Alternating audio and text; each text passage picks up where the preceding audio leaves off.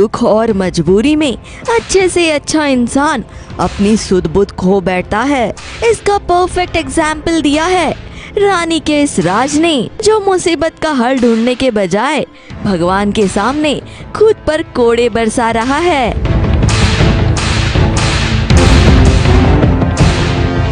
और ऐसी हरकत किसी नॉर्मल इंसान की तो हो ही नहीं सकती।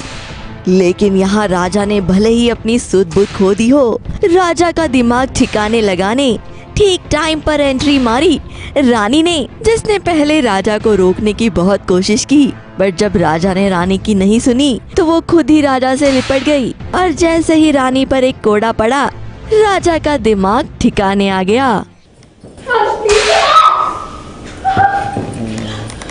तुम यहाँ क्या कर रहे हो? तुम बीच में क्यों आई? और क्या करती था? मैं तुम्हें अपने आप को दर्द देते हुए नहीं देख सकती।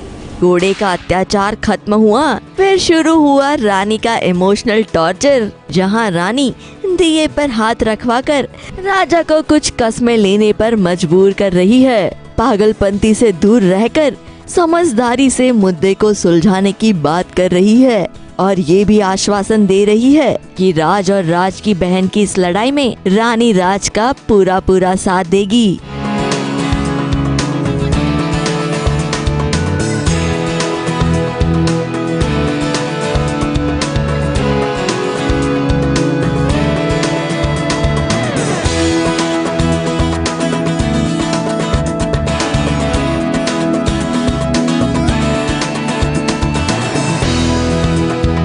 रानी की बात सुनकर फिर क्या राजा के अंदर का हीरो जाग गया, और क्या जीप और क्या साइकिल अलग अलग वाहनों पर सैर कर कर जैसे तैसे राजा पहुंच गया अपनी बहन पर हुए अत्याचार के गवाह को बचाने।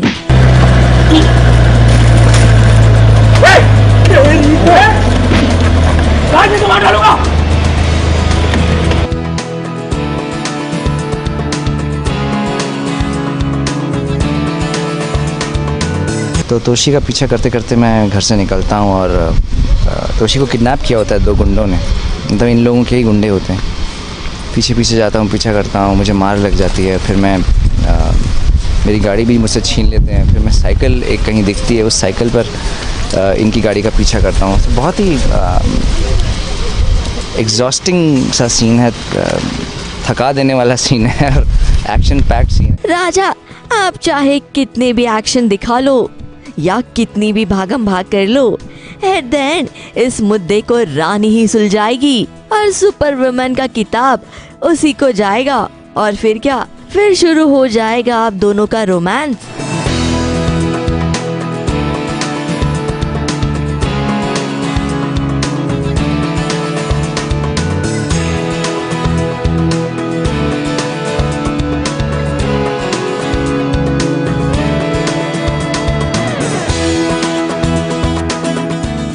ABP news report.